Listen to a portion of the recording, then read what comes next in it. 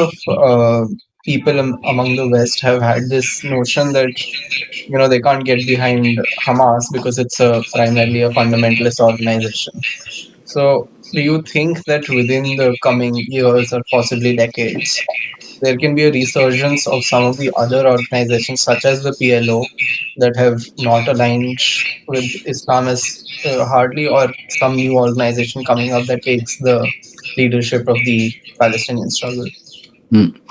Yeah, it's an interesting question, and I think the first part of the answer should be to examine how Hamas became such a prominent Palestinian organization and movement, because, of course, until the late 1980s, Hamas didn't exist. And the Islamist movement that spawned it, the Muslim Brotherhood, was not really actively involved in the national struggle. That struggle was dominated by the nationalist Fatah movement and the left wing Popular Front for the Liberation of Palestine, the Democratic Front for the Liberation of Palestine, within the occupied territories by the Palestine Communist Party, and others. Um, why was Hamas able to overtake them? Well, if we look, I think the best assessment of this are the 2006 Palestinian Legislative Council elections, which were overwhelmingly won by Hamas against its main rival, Fatah, even though, while Hamas won a veto proof majority of parliamentary seats, if I'm not mistaken, it did not win an outright majority of the popular vote, but nevertheless, it won. Now, the explanation for why it won is often ascribed to the corruption of the Palestinian Authority leadership, its mismanagement of affairs, and so on. And clearly, all of that did play a role. But I've always argued that the key reason that the mainstream nationalist movement lost is because it failed to achieve the fundamental principles, strategic objectives of its political program. Fatah put forward a program of seeking to resolve the question of Palestine through a negotiated two-state settlement. Well, when you're in a context where Israel refuses to even negotiate with the Palestinians, let alone relinquish its occupation and enable the establishment of a independent, sovereign Palestinian state. And let's remember, on just 22% of the territory of mandatory Palestine, it's kind of logical that under such circumstances, a movement that advocates for a more activist form of resistance to occupation rather than accommodation for it is going to overtake the mainstream nationalist movement. Why was it Hamas, the Islamist movement, rather than leftist movements like the PFLP or DFLP? Well, part of it has to do with geopolitical changes, the disintegration of the Soviet Union and the emergence of more identity-based politics and so on.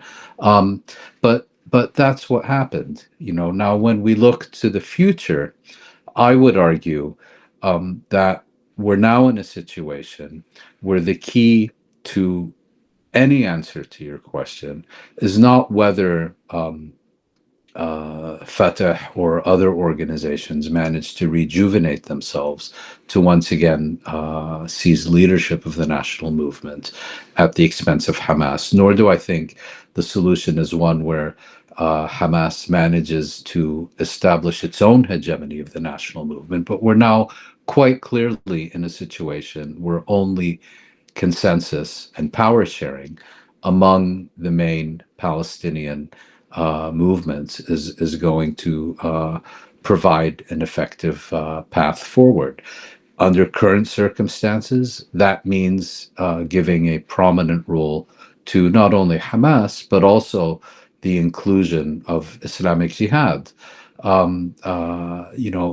If the nationalists and the leftist movements manage to reinvent themselves as meaningful movements that are confronting the occupation, that are resisting it, that are providing a meaningful, achievable program to the Palestinian people.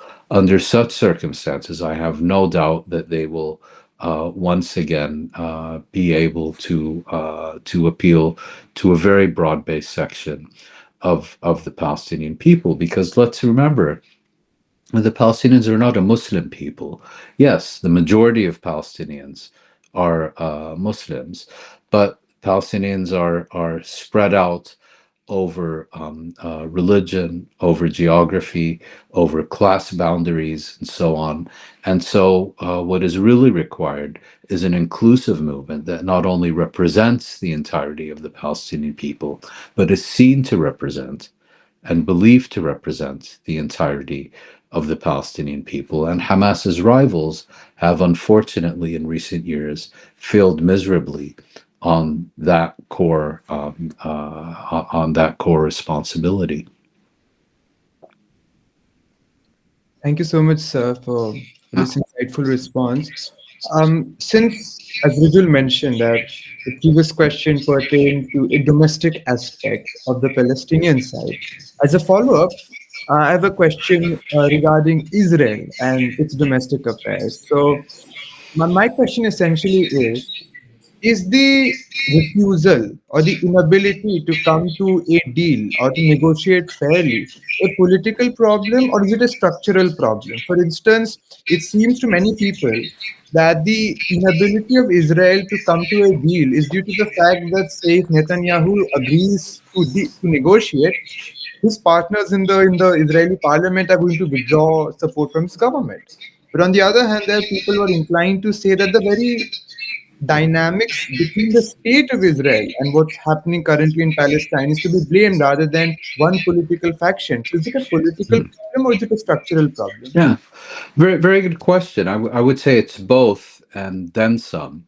I think we're past the point where domestic Israeli public opinion um, can exercise meaningful pressure on the Israeli leadership to reach a meaningful resolution of the question of Palestine with the Palestinians. I think we're way past that point. I think in the 70s, in the 80s, in the 90s, it could have happened.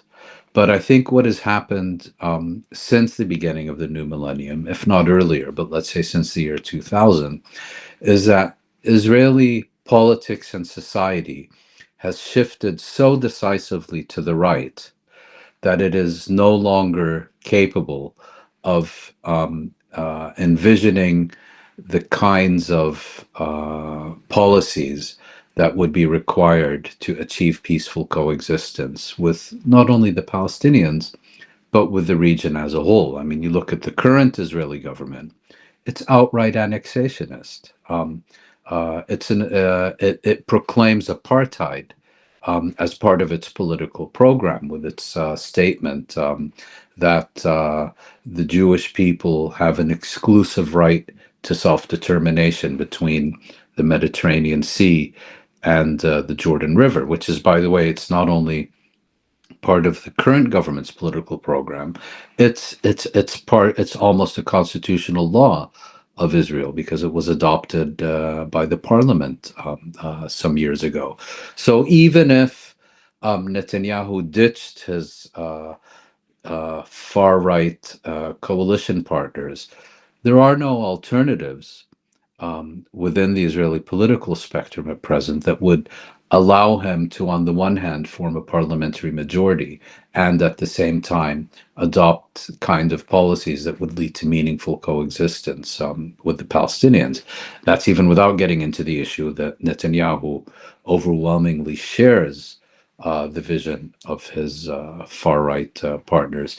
But I don't, but to properly answer this question, I think it would be wrong to look only at Israel, because we have to look at the symbiotic relationship between Israel, growing Israeli radicalization and extremism on the one hand, and Israeli impunity as enabled by the United States and Europe on the other.